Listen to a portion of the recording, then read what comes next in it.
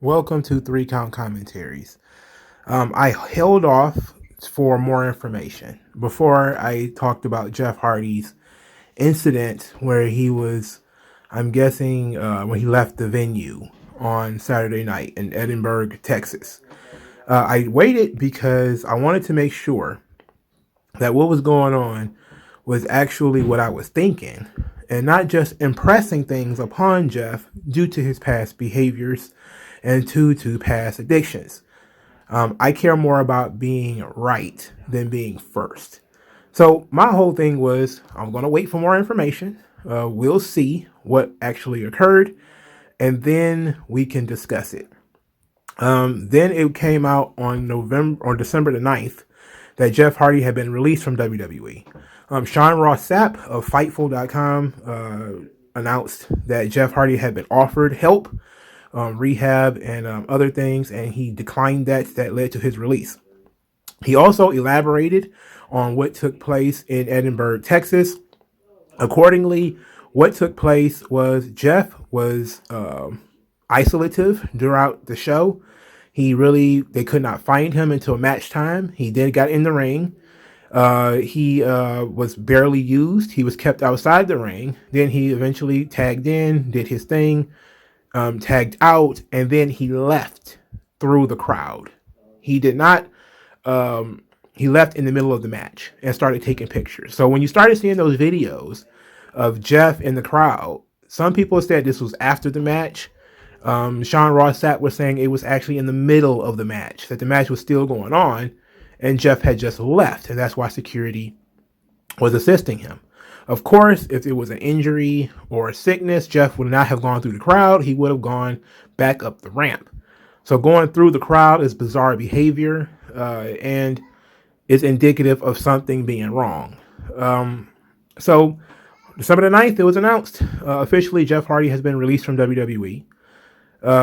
As a fan of Jeff Hardy, I don't care whether he goes to AEW or not. I care more about his health. Of course, eventually, but this is a situation where love is not enough. Wrestling fans can love Jeff Hardy as much as they want. The fact of the matter is, you can have faith in Jeff Hardy, which is I did. I wasn't really defending him as much as I was being silent about it and saying, hey, let's give him a break. Let's see what's going on first. Because every time the guy gets sick, every time he gets the sniffles or whatever like that, people are like, oh, Jeff's back on drugs. I'm like, wait a minute, let's take a minute here. And maybe that's just me being a mark, because I've been watching Jeff Hardy since 1995. I tried to offer up a little bit of faith. Knowing Jeff's history, I still wanted to give him some benefit of the doubt. So I did. That's why I was very silent on the issue. I just wanted to know what was going on. So Matt Hardy at the time said that he had talked to Jeff and that Jeff was all right. That led a lot of people to believe that, that Jeff was okay, as in not screwed up, okay. But I guess what Matt meant is he made it home all right. So this whole thing has been an absolute disaster for Jeff. A lot of people are jumping up and down. A lot of people are jumping on Jeff. A lot of people are jumping on WWE because of the street fight or the bar fight thing. To me, neither one of those things really matters that much. Jeff Hardy's going to have a lifelong battle with addiction. That's just how these things work. And as I'm recording this video, we don't know if it was alcohol. We don't know if it was drugs. We don't know what was going on with Jeff. We don't know if he was tested for anything and failed the tests. I just listened to a little bit of Sean Ross Sapp before I made this recording. And my thoughts are that hopefully Jeff, he is 44 years old and no spring chicken. He can't do this forever. A lot of people are really disappointed, especially after the Broken Skull sessions where Jeff seemed to be in good spirits and have a fresh mind for what was going on and had all these ideas of things that he wanted to do. And he's been in the news a lot lately for some of his kooky ideas and things that he wanted to pitch to Vince, and says that he never got a chance to actually pitch anything to Vince. So we don't know what it is. We don't know if he was just frustrated with the company and decided he was going to quit and decided to do this in the middle of the match. We don't know what was going on. What we do know, however, is that Jeff Hardy simply cannot be trusted. As a performer, he has screwed up so many times. He has over a decade of mistakes and bad decisions and all of these different things, over a decade of them. Wrestling fans have been doing this since 2004 to themselves, feeling like Jeff Hardy is finally okay, everything is all right, and then Jeff hits the skids. It is a crazy relationship, and everybody has such positive feelings about him, such faith in him, that they want him to do well. They want him to be okay, finally.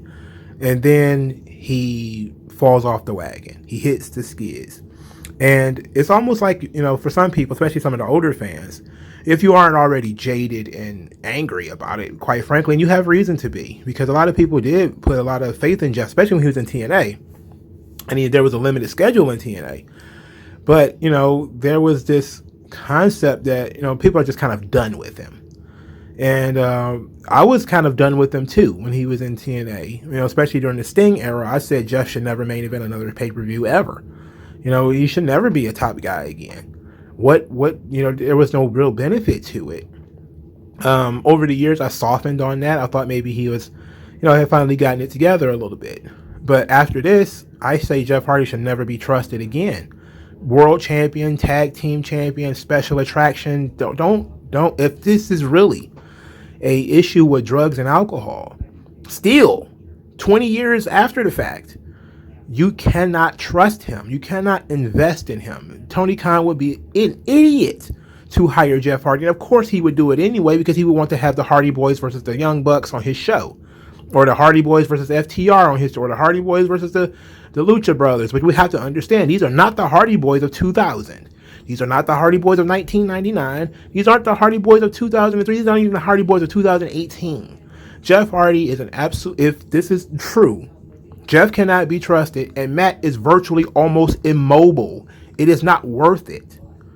But, as a promoter, it would be smart money to put their names and faces on a poster somewhere. But that's just the wrestling fan. That's the wrestling side. On the personal side, I'm still a big fan of Jeff Hardy. Misplaced faith in Jeff Hardy. He will be missed. But thankfully, WWE hasn't been doing anything major with him in the last year or so, especially since he went to Raw. Maybe somebody saw something was wrong with him, and that dictated his booking. Maybe they tried to take the gas off of him a little bit, give him a chance to chill out. Who knows what it is?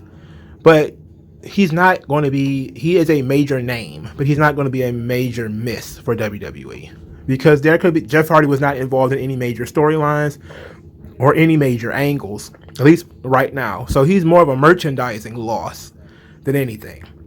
They can't sell any more Jeff Hardy merchandise. That's going to suck for Jeff, his family, for the fans who want to buy it. That's going to suck.